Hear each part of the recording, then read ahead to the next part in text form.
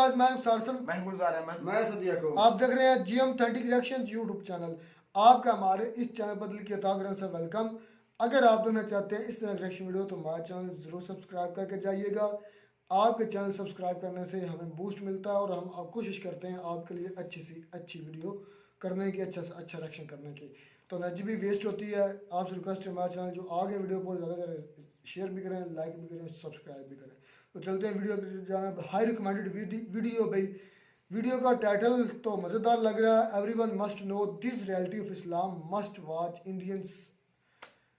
ओजा साहब की वीडियो देखते हैं। सबसे पहले वीडियो पे देते हैं अपना रिएक्शन। इस्लाम की सबसे बड़ी देन जो इस देश के 90% मुसलमानों को नहीं पता है। गाइडेंस इतनी जबरदस्त। ये जो मुझे पत्थर मार रहे हैं ना, किसी दिन यही हमारे पैरोकार होंगे। आपको इनसे सीखने का मन नहीं करता? बहुत मानता, एक बार आसमान में से उंगली डाल के छेद कर दिया था। आज सबसे ज्यादा एजुकेशन में हिंदुस्तान में कौन पिछड़ा? मुसलमान। कोई बुनियादी दिक्कत है जिस पे लोग जा नहीं रहे?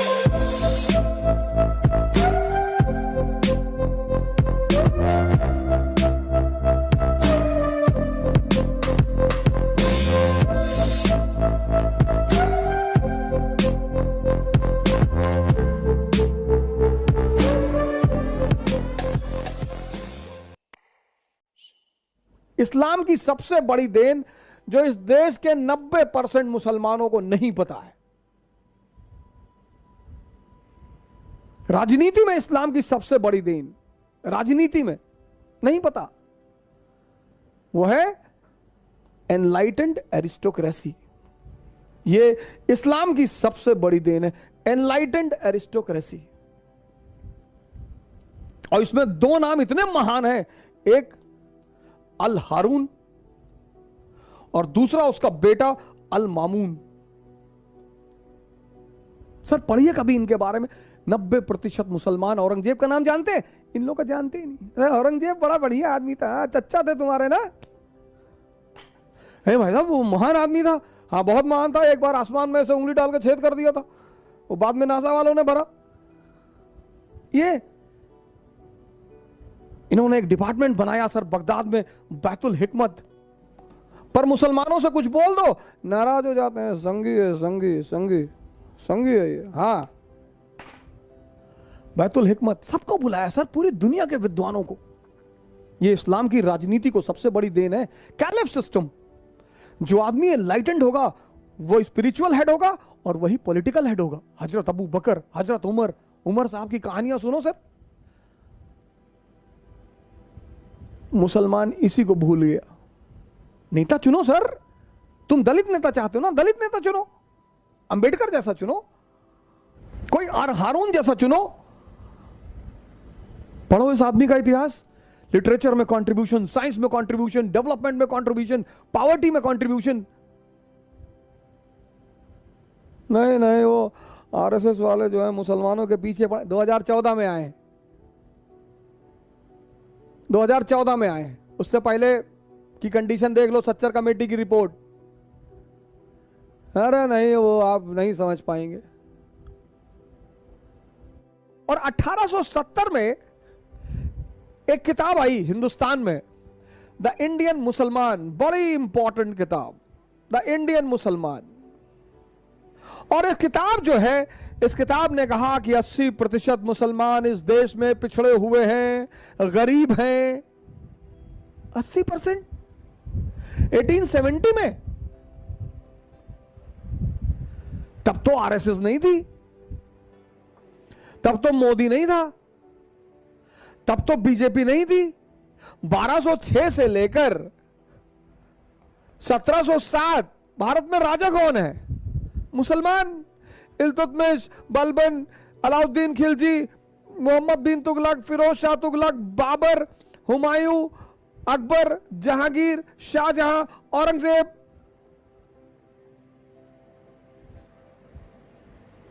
तो ये कैसे हो गया?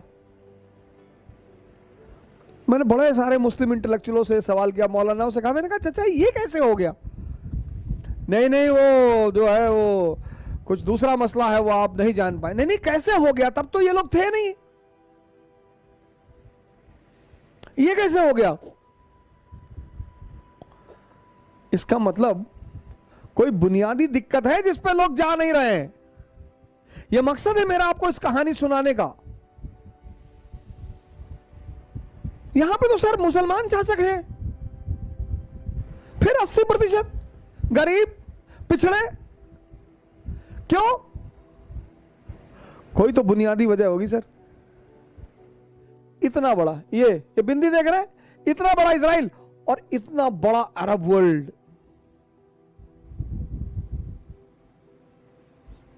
सर आपको शायद ही ये बिंदु दिखाई पड़ रहा हो।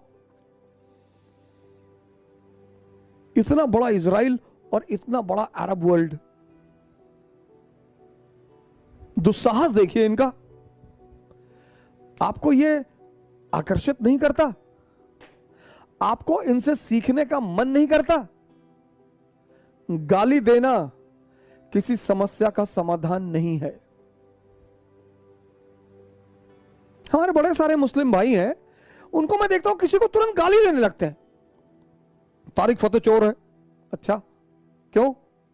वो आर्रा का एजेंट है, अच्छा हिंदुस्तानियों का एजेंट है, तो क्यों नहीं बहस करते हो उससे जाकर? करो, उसको साबित करो कि तुम गलत हो, उसको बुलाओ किसी मजलिस में, उसके तर्कों को काटो। नहीं वो शैतान का आदमी है, शैतान इबलीस का आदमी। और जब भी तुम किसी को गाली देते हो तो एक बात तो स्पष्ट हो जाती है कि तुम उससे मुकाबला करने में सक्षम नहीं हो। Whenever you are abusing someone, then it is explicitly clear, that you are not in a situation to compete with that person. पूरी दुनिया की अर्थव्यवस्था यहूदियों के हाथ में है सर। इतना ऑयल रिजर्वायर होते हुए तुम उनके गुलाम हो। 48 में मारा, 56 में मारा, यम किप्पुर के वॉर में मारा, 6 डेज वॉर में मारा, तुम्हारे घर में घुसकर तुम्हारा बेड़ा उड़ा देते हैं, स्विस कैनाल पे कब्जा कर लेते हैं, इजिप्ट की एयरफोर्स पूरी उड़ा देते हैं। तुम्हें यह चीज आश्चर्य नहीं करती? बस गाली ही देते हो कि इस्लाम की सबसे बड़ी राजनीतिक देन है एनलाइटेंड एरिस्टोक्रेसी। एनलाइटेंड एरिस्टोक्रेसी, उसमें जिन्ना जैसे लोग कहीं नहीं बैठते सर, वो बैठते ही नहीं। इस्लाम की जो सबसे बड़ी राजनीतिक देन है वो है एनलाइटेंड एरिस्टोक्रेसी। और सर इस्लामिक स्टेट ने इतनी यूनिवर्सिटियां खोली, इतनी वर्ल्ड फेमस सर, 5-6 नाम तो मैं आपको गिना देता हूं। Baghdad, Cairo, Barcelona, Seville, Damascus, ये सब फेमस इस्लामिक यूनिवर्सिटियां थी। रेनेसांस की जो पृष्ठभूमि बनी ना सर, वो इन्हीं यूनिवर्सिटियों में बनी सर। इन यूनिवर्सिटी में पढ़ने के लिए लोगों का सपना होता था कि हम इन यूनिवर्सिटियों में पढ़ें। अगर इस्लाम का इतिहास देखा जाए 8th सेंचुरी से 15th सेंचुरी, और सुप्रीम अचीवमेंट सर, गाइडेंस इतनी जबरदस्त, एनलाइटेंड एरिस्टोक्रेसी। राम एनलाइटेंड है, मोहम्मद एनलाइटेंड है, गुरु गोविंद सिंह एनलाइटेंड है। औरंगजेब ने पूछा आप संत हैं, आपने हथियार उठा लिया, क्यों? और ये आप दाढ़ी और बाल क्यों रखते हैं बड़े बड़े सन्यासियों की तरह? बोले हम सेंट वॉरियर्स हैं, हम धर्म के लिए लड़ते हैं। धर्म मतलब सिखिज्म नहीं, धर्म मतलब मानवता। इस्लाम जब पैदा हुआ पूरी दुनिया में अंधेरा था, पूरी दुनिया में। आप कभी इस्लाम की हिस्ट्री पढ़ो, यूरोप औरतें जलाई जा रही थी विच हंटिंग के नाम पे, विच हंटिंग। हिंदुस्तान सती प्रथा, चीन में तो लड़कियों को ऐसे ही मार डालते थे। पूरी दुनिया में अंधेरा, और उस अंधेरे में मोहम्मद साहब लैंप लेकर खड़े हुए। इस्लाम, प्रेम, मैसेज। हुजूर साहब गुजरते थे एक रास्ते से, कोई महिला उनके ऊपर डेली कूड़ा फेंकती थी। हमारे आपके ऊपर फेंक दे, हम तो गोली चला दे तुरंत कि वह कूड़ा फेंकोगे, वो भी हम। हम मतलब मैं, वाजीराम के टीचर, इतनी औकात तुम्हारी? पैगंबर, पैगंबर, हम तो उसके सामने कुछ है ही नहीं। पैगंबर, मालिक का सीधा हाथ है उस आदमी के सर पे। एक दिन उस महिला ने कूड़ा नहीं फेंका, वो मकान के अंदर गए, पता किया कि मोहतरमा कहाँ है, पता चला बीमार है। गए, हालचाल पूछा, कहा मालिक से दुआ करूंगा कि आप जल्दी ठीक हो जाए। ये है, ये हमसे लोग पूछते हैं, मैं मेडिवल इंडिया पढ़ाता हूं, लोग मुझसे पूछते हैं इस्लाम इतनी ऊंचाई पे कैसे था, मुसलमान इतनी ऊंचाई पे कैसे थे? स्पेन से लेकर चाइना सी, कैस्पियन से लेकर हिंदुस्तान, पूरे इलाके में मुसलमानों का कब्जा। क्यों? क्योंकि वो अपने उस वक्त पैगंबर को समझते थे कि जीतने के सिद्धांत क्या है। जीतना तलवार से नहीं, तलवार से तो लूटा जाता है। चोर किस चीज का इस्तेमाल करता है? तलवार का। ये मैसेज है, मैसेज। इकरा शब्द फैजल साहब ने लिया कि सर हम तो अपनी इंस्टीट्यूट का नाम इकरा रखेंगे। मैंने कहा बिल्कुल। मैंने कहा, इन्होंने मुझसे पूछा कि हम इंस्टीट्यूट का नाम क्या रखें, हमने कहा इकरा रखो, बड़ा अंधेरा है दुनिया में। इकरा मतलब पढ़ो। आज सबसे ज्यादा एजुकेशन में हिंदुस्तान में कौन पिछड़ा? मुसलमान। पैगंबर हमारा कह रहा है, हमारा, वो हम सब के पैगंबर है, किसी खास विशेष के नहीं है। वो कहता पढ़ो, समझो। तैफ शहर का नाम सुना होगा, काफी लोग बैठे हो। तैफ, वहां के लोग हुजूर साहब को पत्थर मारते थे, गाली देते थे। जिब्राइल साहब ने हुजूर साहब से कहा कि कहो तो, तैफ शहर दो पहाड़ों के बीच में है, तो उन्होंने हुजूर साहब से कहा कि कहो तो दबा दूं। अरे बोले नहीं, जाने दो। ये लोग, ये जो मुझे पत्थर मार रहे हैं ना, किसी दिन यही हमारे पैरोकार होंगे।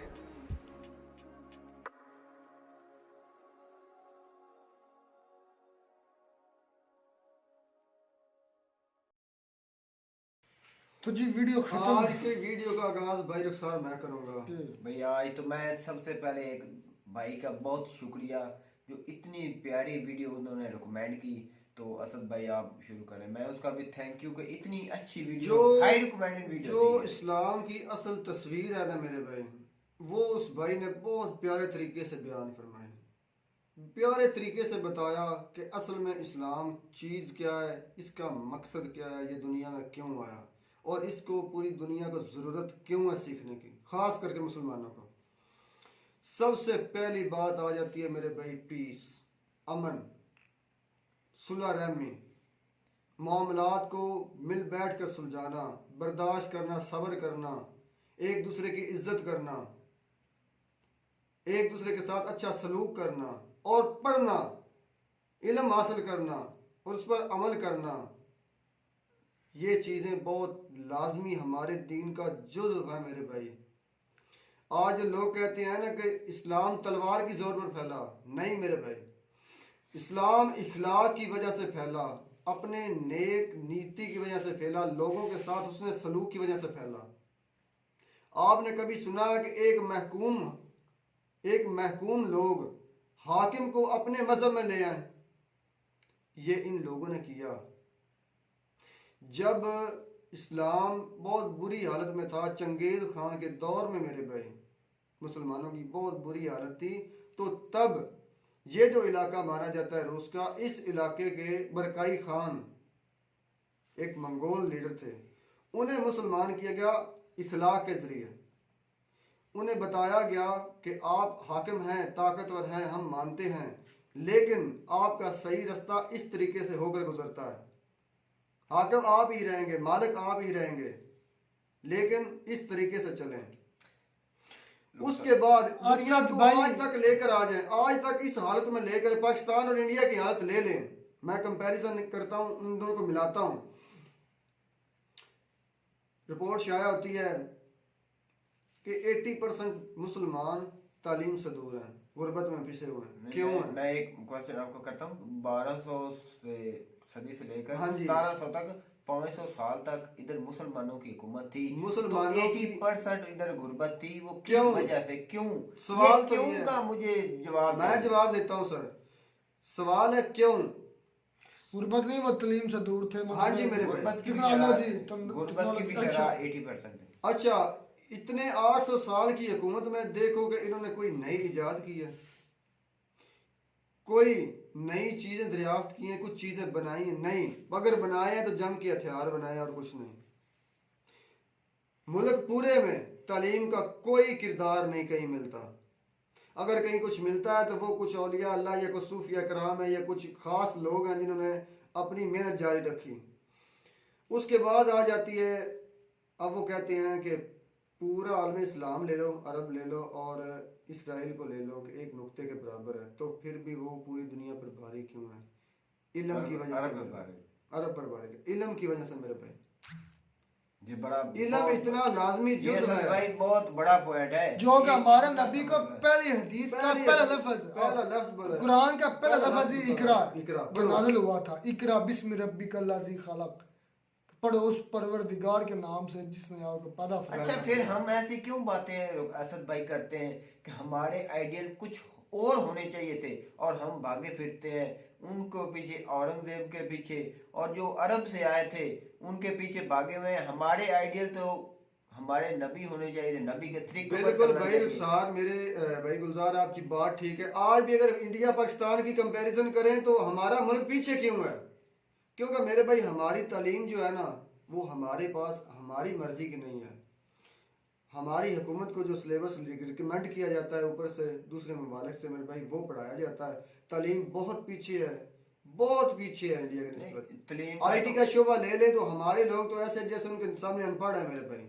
तलीम का तो ऊपर से नहीं सिलेबस आता होगा, ये तो सर आपको ये इंग्लिश मेरी आप बात बात तो करें। बिल्कुल जोक लगती होगी यार, ये हकीकत है। हमारा सिलेबस क्यों नहीं बदला इतने सालों में? हमारा नए आइडियाज की तरफ क्यों नहीं ध्यान हमारी? ये भी हमारी गलती है। इसमें बैर की कंट्री पर दोष देना ये ऐसी बात नहीं है।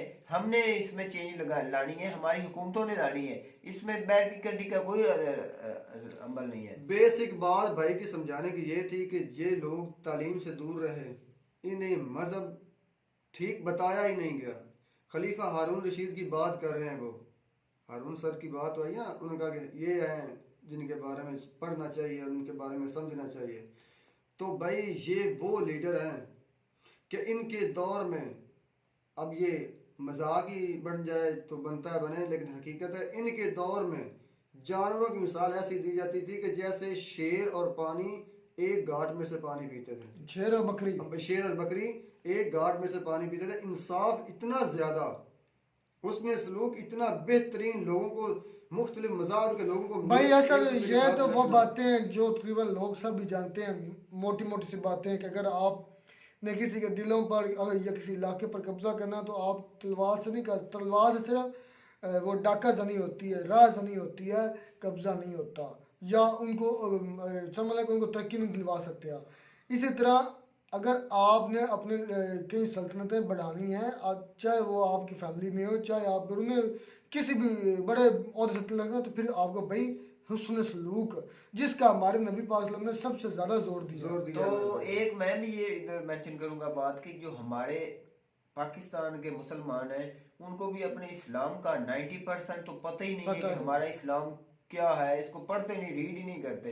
ये भी बात असद भाई ये ठीक है कि हमें पता ही नहीं अपने दीन का कि वो क्या चीज है क्या नहीं है। हम नाम के मुसलमान हैं, लेकिन जो हमारे 90% अवाम है वो इसको पता ही नहीं कि दीन का राह क्या है, इस पर चलना कैसे हमने। बात मुझसे इतनी भाई गुलजार, वो जो सर थे एक्सप्लेन कर रहे थे, वो एक मेरे ख्याल में हिंदू थे ओजा सर, लेकिन उन्होंने नबी पाक सल्लल्लाहु अलैहि वसल्लम के बारे में एक बात बोली कि आप ये मुसलमान ना समझे कि वो आपके नबी थे, वो सारी कायनात का लिए आए हैं। ये उन्होंने बड़ी अच्छी बात की, और हकीकत भी यही है कि वो सिर्फ हमारे नबी नहीं है, जो तलीमात है उनकी पूरी इंसानियत के लिए। लेकिन मसला ये है कि आज हमारी वजह से, हमारे तौर तरीक़ों की वजह से, हमारे गलत नज़रियात की वजह से आज हम खुद ही बदनाम हैं।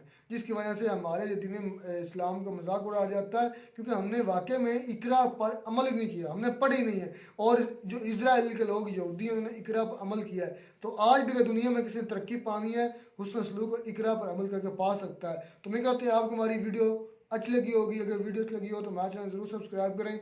मिलता है नई वीडियो में नया टॉपिक के साथ, तब तक दीजिए इजाज़त, अल्लाह हाफ़िज़।